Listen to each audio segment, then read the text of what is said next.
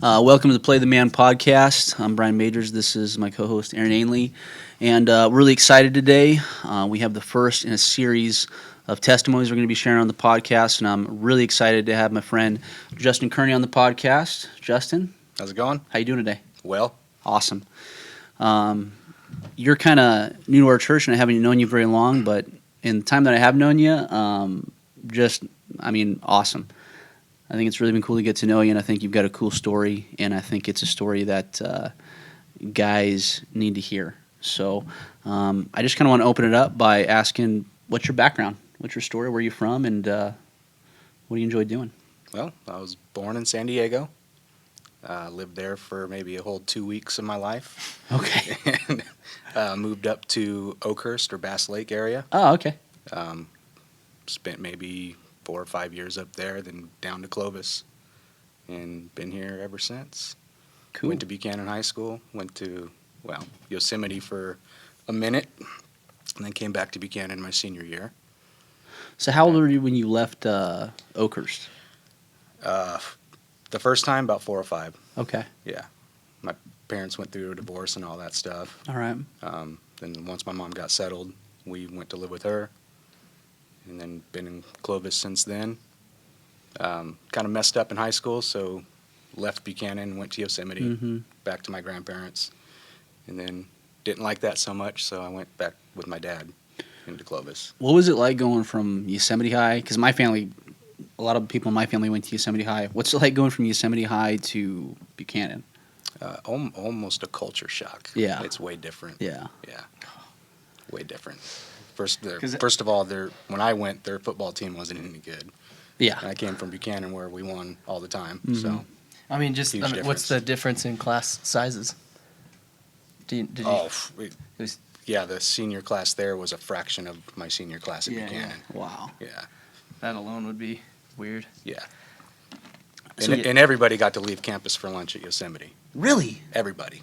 Not just seniors. That's how Like it Not should just be. seniors. Everybody. Well, and like that campus, like you got to go a minute before you get to like. Oh, you're walking up mountains. A And decent stuff. lunch spot. It's ridiculous. Okay. So what was your thing in high school? You play? I think you said you're in athletics. Yeah, I played a little bit of football, but my favorite thing was wrestling. Okay. Yeah. Yeah, I know. Obviously, so those of us that are from the Central Valley area know this. But if you don't, Buchanan has probably one of the best wrestling programs in not just the state, but maybe the country. No, that's close high, dude. Actually, no, it's Buchanan. These guys are Agree to going to go up disagree. you. Yeah. What was it like wrestling in that culture with Buchanan? Oh, it was awesome. I learned just about everything I needed to for life from wrestling. Wow. Yeah. Really? Talk about that. Perseverance. Mm-hmm. You know, like talking to people scares me. Before I'd go into a match, that was like the worst fear. And yeah, it was pretty bad. My coach had to coach me through that. Now, talk me through that, because, I mean, what's interesting to me about that, and we were talking before we kind of went and started doing the podcast about you have serious anxiety about talking to people in general. Mm-hmm. So public speaking has got to really scare you, but you aspire to be a coach and a teacher. Yep. So I guess I've known a lot of wrestlers, pretty aggressive personalities, because once you get in there, it's a pretty aggressive sport. How did you flip the switch from having trouble talking to people to then competing? I don't know. But you're right. You flip a switch. Yeah. You on the mat, you're dancing around maybe the first 30 seconds, get a feel of the guy, and then, that switch turns and away you go.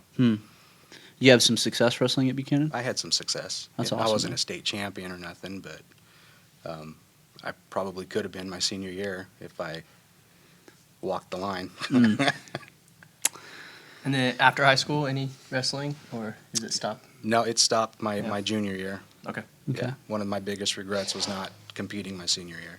Yeah. What are some of the things that prevented you from competing in your senior year? Drugs and girls. Hmm. Yeah. That's a pretty classic common. snare. Yeah. I think that's Yeah. it's most of the guys Most of the guys, yeah. will do one of those, if not both. Yeah. I had a combination of them. Yep. Yeah, that's a pretty common snare. What happened after high school? Got a job started paying bills and working. Yeah, just jumped right into life right after Pretty much. right after high school. Yep. Met my wife maybe, 4 months after I graduated. Really? Yep. So this is a story I'm always kind of interested in hearing. How'd you meet your wife? Mutual friend. Yeah? Yep. I was running around with some doughheads, and they knew a mutual friend that we had classes a couple years ahead of us in high school, but we all got together, and my wife happened to be one of her best friends, so. And it wasn't like love at first sight or anything. Yeah. Because What I was a what was it totally at first different sight? What person. happened? Well, back then I associated with white supremacy. Whoa, okay. So, and my wife's black. So Wow. that was a big change. That is crazy. How did that work out? How did you go from obviously that association to marrying your wife? Man, God did that. Yeah. Because, yeah, I was dead set, supreme white power. I was about Whoa. that, so.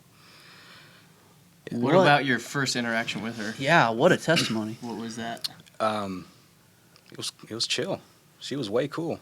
Yeah. And then I met some of her friends, even her guy friends. It's like, man, you guys are cool too. I mean, her friend let me borrow his bike so I can get to work.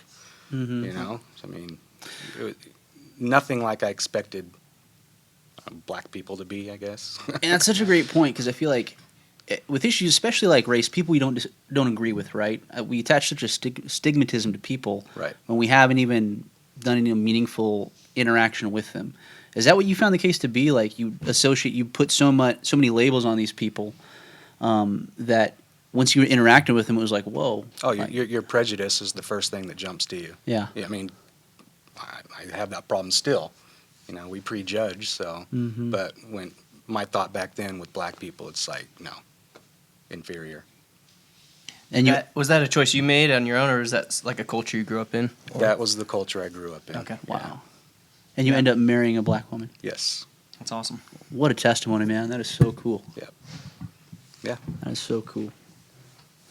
So, obviously you're newer to legacy, but obviously God did a work in your life at some point, because clearly what you're describing, you're not the man that graduated high school is not the man that's sitting before us. Oh, no. What? No, boy graduated high school. So talk us through that. How did you get to where you are today? Well, a rough road. Met my wife. I think the first time I met her, I was smoking crack. Okay. She didn't like that too much. Living with my buddy, we were roommates, building fences, doing meth all day to work. Mm-hmm.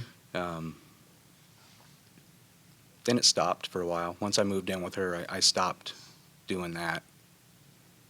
And, life happened. I moved up to Stockton, got a good job with a car dealership, Okay. an online car dealership. Mm-hmm. So she moved up there with me. 6 months later, they closed the doors, moved back to Madera to live with my stepmom, who took took care of us for a while. Got a night shift job at a grocery store, and all the meth came back Wow. just to stay awake, and it just snowballed from there. Yeah.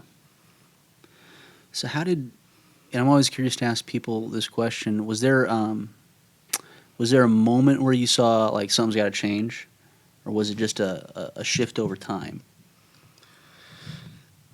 I think I was starting that shift Mm-hmm. because I had left Summer, my girlfriend at the time. Mm-hmm. I left her for some other floozy I was having fun with. We were both staying with another friend, and then I got a call from my grandfather, who found out what was going on, and he basically told me, get your ass up here and let's take care of this. Mm-hmm. So, yeah, that's where that shifted, was my grandpa calling me. Wow. I just want to thank you personally, Justin, for being so raw and transparent. One of the things that I've been thinking about and meditating a lot on lately is, the Bible says that the biggest tools in our arsenal as Christians is the blood of the Lamb and the word of our testimony, and how testimonies are so powerful. And I think it'd be easy for someone to get up here and just, fluff it. Yeah, God's Yeah. done stuff. Instead of just saying, "Yeah, I got back on meth." So I just appreciate you willing to open up your soul there for us, man. Oh yeah, for sure. That's awesome. So what brought you to Legacy? How'd you wind up here? Well, my stepmom, Lori, Okay. she is a member here as well. I know she had been praying for me for a long time, because right before I started coming here, I kind of studied Gnosticism. Mhm. Um, Yeah. So, and that was really easy to believe, I guess, is a good word for it. For those of our listeners that are not going to know what Gnosticism means, can you kind of just break that down for us? I really can't anymore because it's. I've Oh, just they have Google. I've deleted it.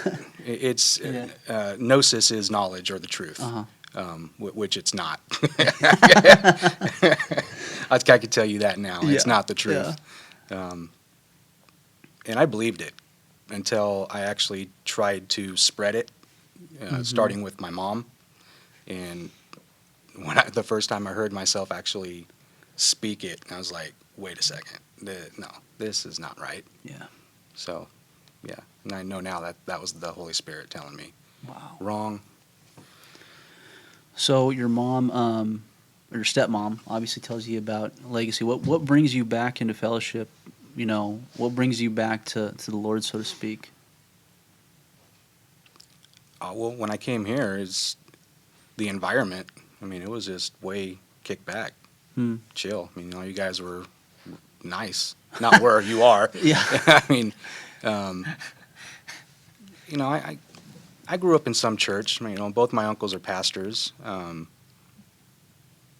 But one of it, kind of cliquey churches. Yeah. Cliquish, I guess. Yeah. Yeah. And I really wasn't into that. Mm-hmm. And I don't like too much talking to people, so fellowship's a little weird sometimes. Yeah, for sure. But I'm getting the hang of it. Yeah. Well, good for you, man. That's awesome. That is so cool. I do have one question, and this is what I always think about because I've actually been kind of intrigued by the addiction aspect of it, like just drugs in general. Mhm. Did you feel is that something that you can completely get out of and not have an issue with anymore, or is that something that still you battle with? Are there days where I don't know. For me, I've never done any hard drugs, but just because just never was my thing. But I used to, something as simple as like tobacco, can be addicting. And Sure. I used to like dip back in the military and then getting out. I had stopped years ago. I haven't done it for, I don't even know how long now, but I remember every once in a while, even to this day, it's like, oh, that sounds really good. Oh, yeah. Even though I don't. And obviously that's a very mild, that's just tobacco. Oh, I'm yeah. curious I to mean, know, I smoked cigarettes for over 20 years, and Yeah. I haven't smoked one in over 5 now. So, Okay. but yeah, you have that good meal or whatever, you're like, man, a cigarette would be really nice right now. Yeah. Mhm. With meth, yeah, it's a little different. When you're up 3 or 4 days at a time, it's not that glamorous. Yeah. So, I've just heard the first time you do it can be like, it's normally the best experience, right? And yeah, then it after was, that, you're always kind of chasing that. absolutely. Okay. Yep. I'm And just that's why you curious. have to do more and more and more of it. Yeah. Yeah. Okay. Would you say that you Crave it. does still? it come as like maybe you don't necessarily have an addictive personality? Do you think is that play I at have all, a or is very that addictive personality. You do? Okay. Yeah. Okay. Yeah. Cool. And so, how did you kind of get out of that, if you don't mind me asking? The meth? Just like what was it steps, or did you just cold turkey? Well, that's when it was cold turkey. Okay. It's when my grandfather called me Yeah. at my lowest point and was like, get up Okay. here. And once I did that, man, doors just started opening for me. My brother-in-law's father gave me a job.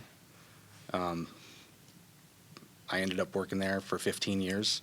Okay. So got married, was able to buy a house, and bought in multiple vehicles, just off of that one door opening for me.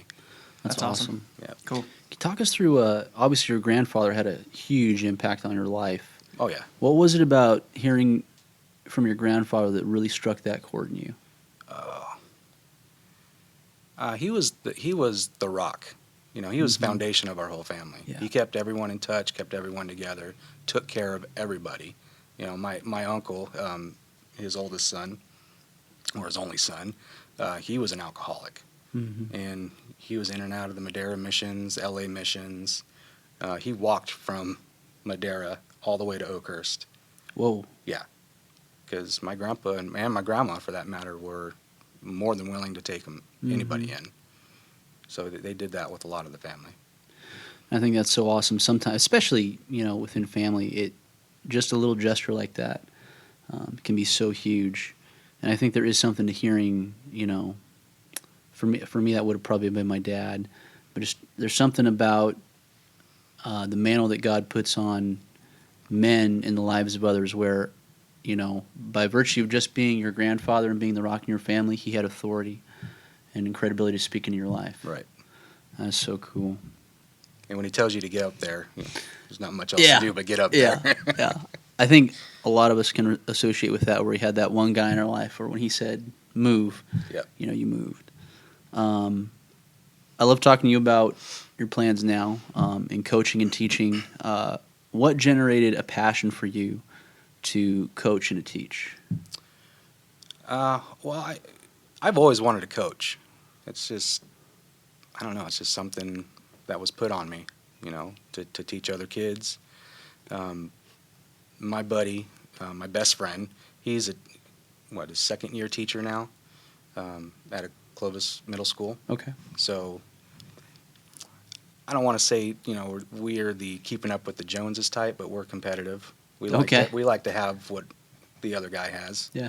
So he's doing a great job, and I want to do a great job because, the kids are our future. So Yeah. we got to have the right people in there. Do you enjoy Teaching. working with kids? Absolutely. Okay. Yeah. Yeah. This last school year was the first school year I was actually with kids. I had my own group of sixth graders, the misbehaved ones. Mm-hmm. And it was great teaching them, social, emotional skills. Instead of fighting, why don't you guys talk about it? Was that a role that was easy for you to step into in terms of dealing with the problem kids, or did you kind of have to develop a strategy to deal with kids like that? First, you had to develop a relationship with those kids. You can't just go in there and say whatever. Because, again, most of these kids were black. And I made the mistake of telling my mentor, I'm just going to be the white guy going in there. He's like, no. That's not how we do that. You're going to be the guy going in there to teach them. Color doesn't matter, and I get that now. But I had my tough days with him. By no means was it easy. What school were you at? Roding Elementary. Oh, whoa. Yeah. Okay. Yeah. For those of you who don't know, Roding's a really tough school. Yeah. In a really tough side of town. Okay. So, yeah. But they're just kids. Yeah. They've just seen probably more than they need to in their short life. That's awesome. In keeping it, semi-serious. As a Christian man, how important is community for you? I don't know.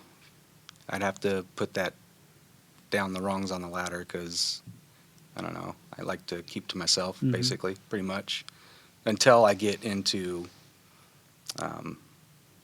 once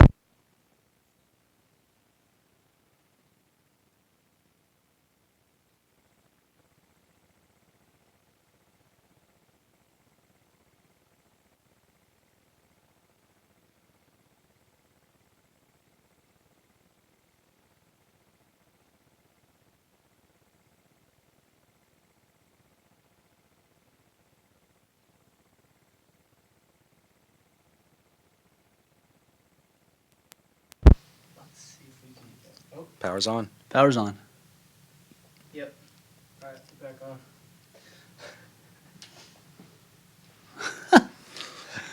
Little hiccup? Yeah. Technical difficulties. Little hiccups. We're back up. Do you feel like, and I completely resonates with me, wanting to stick to yourself, but do you feel like it is healthy, especially for Christian men, to be in community or out of community? Yeah, I think it's important Yeah. for us to be in community. And I'm right there with you. When I tend to feel like I most of the time feel like sticking to myself, Mhm.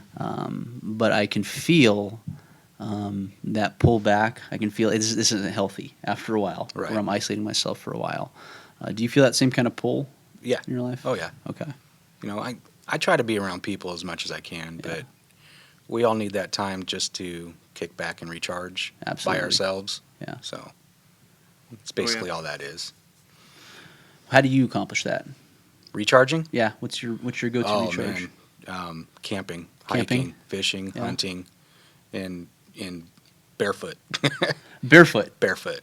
You've Yeah. hunted barefoot. Not hunting barefoot. I was gonna say, but camping. whoa, Once that's I get extreme. to camping, take the shoes Shoes are off. gone. Not even flip flops. Yeah. Barefoot. Yes. No, what, like it. Yeah, that's pretty primal. I like that. I'm all about barefoot, man. That's awesome. What do you enjoy hunting? Well, I've hunted duck, pig.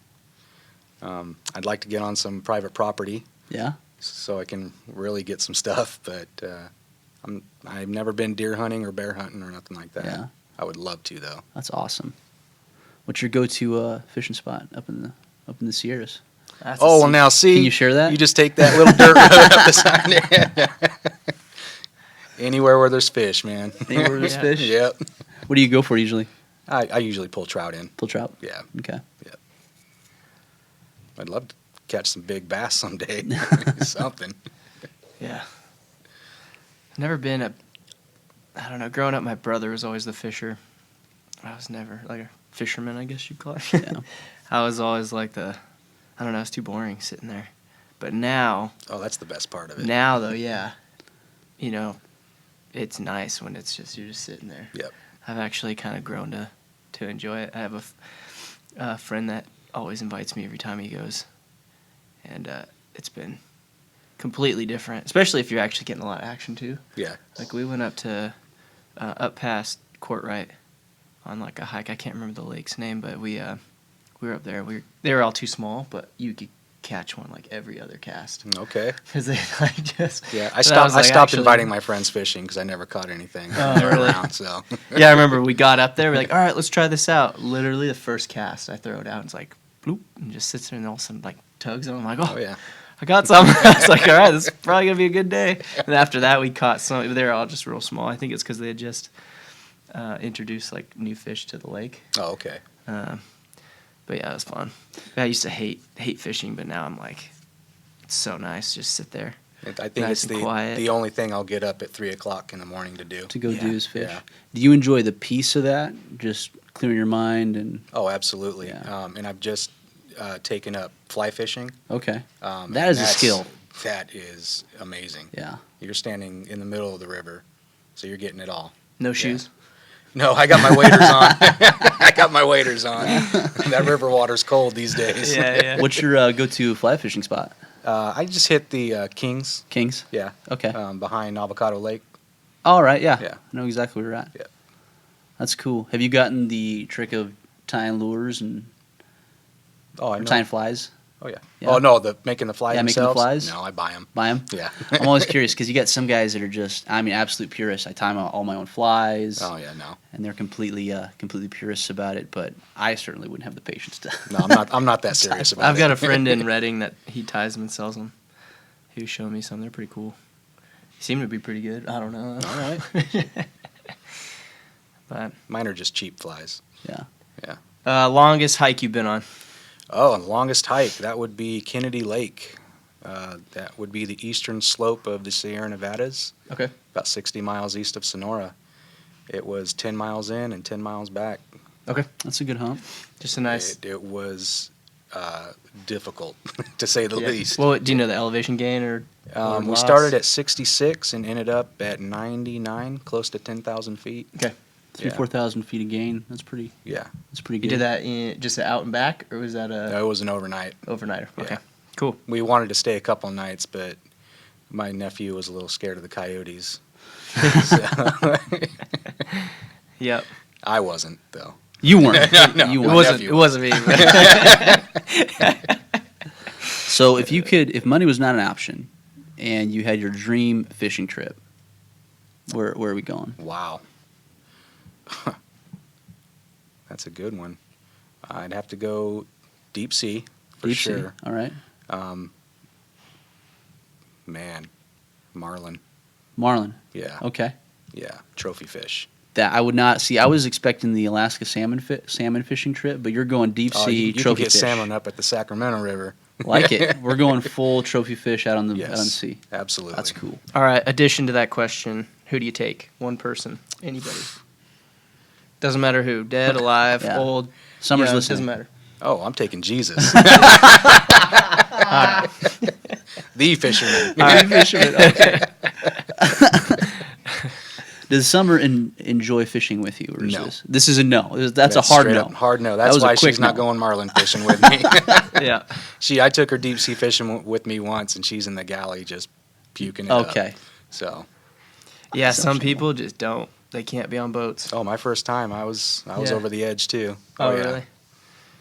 I was lucky. I think I attribute it to growing up in the foothills and my parents would drive the foothill roads Mhm. as a kid, so I just got so used to the Winding. winding, the turning, the ups and downs. So when I used to be on a boat all the time, not a ship, but out on like just a little, probably what was it? We had like 30-foot boat, a Okay. rib. I don't know how big they are. Should know that, but we'd be out on the water. There's some days it was super rough, but I never had an issue. I think it was because growing up in the foothills, I was so used to my dad driving like mad. But, all right. So I notice you're a bearded man, Justin. Yeah. And I know a lot of bearded guys, and I'm always curious. Do you look down on guys that aren't bearded? Yes. Yeah. Yeah. I don't look down on them. It's honest. Like, That's man, honest, buddy. step up your game, dude. Do you have any go-to products for the? I use beard. the Live Bearded Brotherhood product. Okay. So, yeah. Would you, if I was going to grow a beard, is it mandatory that I buy a beard product to groom the beard? Absolutely. Okay. It helps tremendously. All right. And how long have you had the beard? I can't even remember not You having can't a beard. cannot remember a time when you weren't a man. I think 13, I started growing my chops, so.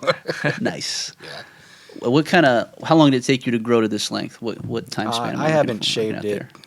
I haven't shaved this in, I don't know, 10 years.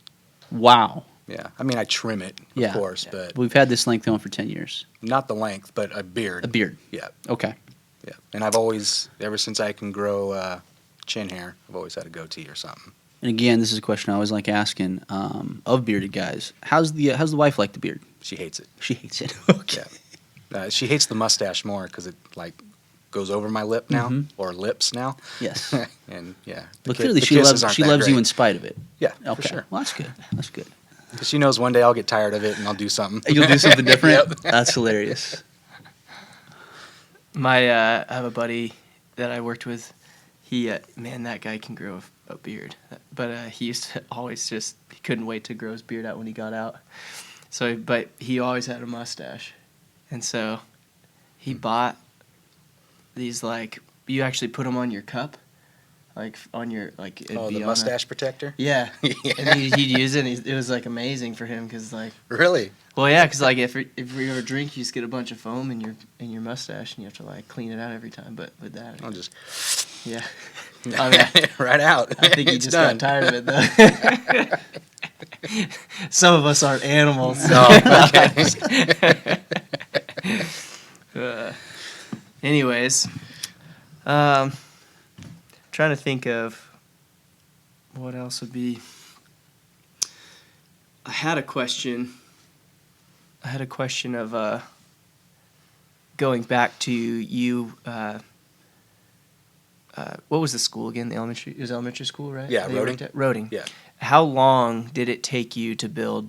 I'm assuming it took building trust Absolutely. with them. Yeah. And I'm assuming again that's like the primary. That's what they wanted was the trust. And how long do you think would that take for most of a? I guess how long did it take until you felt like they trusted you? Let's see. I started my group when we came back from winter break. So that was the beginning of January, and I was still working on them till the last week of school.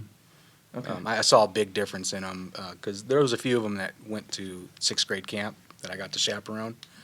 And, man, they smile, they laugh, Yeah. they talk. You know, you ask them a question and they answer it. When we were at the school, I asked them a question and they'd ignore me. So there was, I could see a difference in them, but I was still working on a lot of them. Period of time where you're building that trust. Yeah. Did you do you still keep in contact with any of them, or is it all? No. They're on their own. Yeah, Okay. they've moved on to middle school now, Yeah. and Are you able to still use those skills now in your life with kids or with anybody even? I'm sure it even probably works with, other adults. adults that are still, need that trust or grew up in a really hard. I try, and even teaching these kids stuff. I mean, I learn a bunch myself Yeah. because it all boils down to perspective, Mm-hmm. how someone else looks at something. So I did a little exercise with the 6 and the 9. Mm-hmm. Had them stand on each side of it, like, what do you see? What do you see? Oh, okay.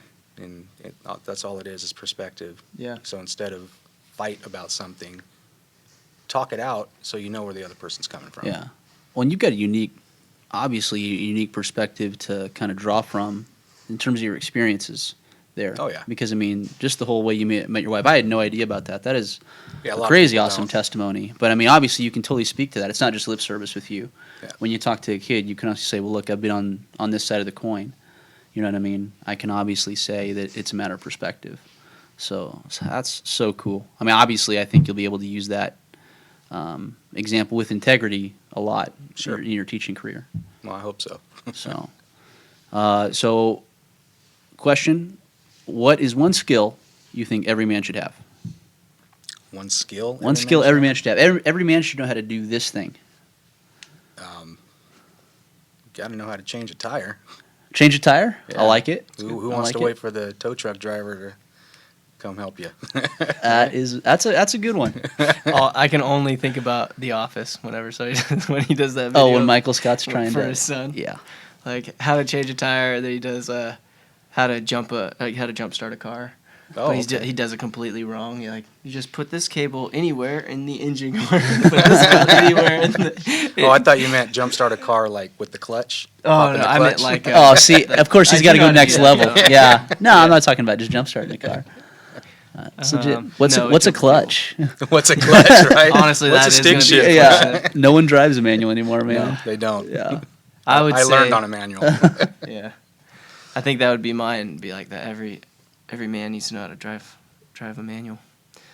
Nobody knows how to drive a manual anymore. I learned on a manual too. I had a question for you, but then I started thinking about Transmissions. transmissions. You know how I get. No, yeah, dang it, forgot it. It's all right. It's gone. What's your go-to meal? Go-to meal. Oof. Am I making it? Am I having it delivered? Your choice. Well, for bearded purposes, I have to go with pizza Pizza. All because right. burritos and burgers Yeah. are just a mouthful of whiskers. Okay. So, yeah. So these are real considerations you have to take in when you're eating food. The beard Absolutely. kind of dominates your life a little bit. I wouldn't say dominate. Uh, It plays a big part. plays a big part. Yeah, All right. yeah. But worth it. Worth Would it. never shave it. No. So that's kind of my last kind of crazy question. It would take a What lot would of it take zeros. you? What would it take? A lot of zeros. Is there a dollar amount? Yeah. Yeah? Oh, yeah. You've thought about this? Yeah. How much money is it going to take for you to shave the beard? It would take 6 zeros for me to 6 zeros for to me to shave shave your my beard. beard. Well, you call it 7 if you want to call it 10 or 20. But yeah, it would take millions for me to shave my beard. Or the right job. Wow. Or the right job. Yeah. What kind of job would it take? If I was going to get a teaching job and Uh. they required me to shave or Then you'd shave. groom my beard, Yeah. I would. Yeah. Okay. All right. It doesn't dominate my life. One of my best friends has a long, beard. He's probably got about, I'm going to go 6 inches at least longer than yours. Oh, so he's wizard status? Yeah. Yeah. And so, it's its own little subculture. I had no idea. Like, he belongs to mustache clubs and beard clubs. Yeah. And it is it's hardcore. So I'm always curious to talk to guys that have big beards. And most of them do say that they look down on the beardless. but I appreciate the honesty. um, is there any, just for people that are going to watch this, is there any encouragement you want to give guys out there in terms of their walk and their struggles? There's nothing that you've done that's too evil that God won't forgive you for. Amen. That's awesome. Yeah. That's awesome, man. I've got one last, well, maybe not the last question, but what's the biggest thing you're working on in your life right now? The biggest thing I'm working on? Yeah, biggest challenge, biggest struggle, whatever it may be. School. Okay. Man, it's been a long time since I've been back to school. Yeah. Yeah. It's rough. I think more because they're teaching teenagers still. Yeah. I mean, I got to learn the stuff just like they do, but I'm not a kid. Yeah. Mhm. You don't have to talk to me like I'm a kid. You know, stuff like that. But they do. But they do. Yeah. Yeah, I noticed that. I took a couple classes, and it was at first it was really interesting to see the younger generations. I mean, I know I'm not that old, but just to know it, like even fresh out of high school, Mm-hmm. and these kids, like you see what their biggest problems are, and it just gives you a whole new. Because it's like, yeah, I used to be there too. I'm not saying I was never there. You know, you have your issues grow with your age. You know. Oh but, yeah, for sure. But it was like it did. There's some days where I'm like, okay, stop talking about Instagram and Facebook as like your man. biggest issues. I hear you. When this was like specifically in an English class where the teacher was just asking questions. They were good questions, but it'd be if it were a question that's like anywhere near like, you know, what's your biggest problem in life or what's the hard, it's like always social media and how I'm like, dude, Well, you that's gotta how be kidding me. This Like, generation lives their life. it's is through crazy. social I'm media. trying to connect on that level, but it's so hard. 'cause Oh, I'm I like, disconnected. I deleted my yeah. Facebook. Same here. It's all gone. I'm done. No I gram, haven't no had- Facebook, no I've nothing. never done Instagram. What was it? Thursday or Friday? I was like, put it out there. Okay, I'm done with Facebook. Thanks. Bye. Done. Yep. Yeah. Wow. Yeah. I did that. I don't even know how long ago, but I just deleted everything. It was years ago. Facebook. I did a hard delete too, where it's like you got to look up the instructions on how to hard delete that thing. Oh, I'm gonna have to look up some So instructions. Yeah. Google doesn't have access to your stuff anymore? No, it's. I Nothing, mean, I'm you're sure done. they do. I don't see how they would. It's like I'm sure they have. Because all I everything. did was disable the app. So Well, what's the deal Yeah. with the new Face app? Like, was the Russian software company supposed to have access to everyone that uses Dude, they those? already have. don't you know all that Russia has stuff. Are you everything? kidding me, man? No. They don't need a new software to do that. Russia's got their hand in everything. man. Apparently. Well, I really appreciate you coming on, Justin. It was a blessing. I can't thank you enough for being willing to be that vulnerable and transparent. I think it'll speak to a lot of guys. It spoke to me. I hope so. You willing to come back on and talk someday? Sure, absolutely. Awesome. Anything else, sir? No. No, all right. Well, thank you, Justin, for coming on. This is awesome. My pleasure. We appreciate you guys listening to the Play the Man podcast. We're going to try to be doing a series of testimonies from guys in our church, and I'm really excited for some of the guys that are going to come on and just talk about what God has done in their life and what they're doing, like we're all doing, just to get better, because we're all just trying to get better. So, hope you enjoyed it, and we'll see you next time.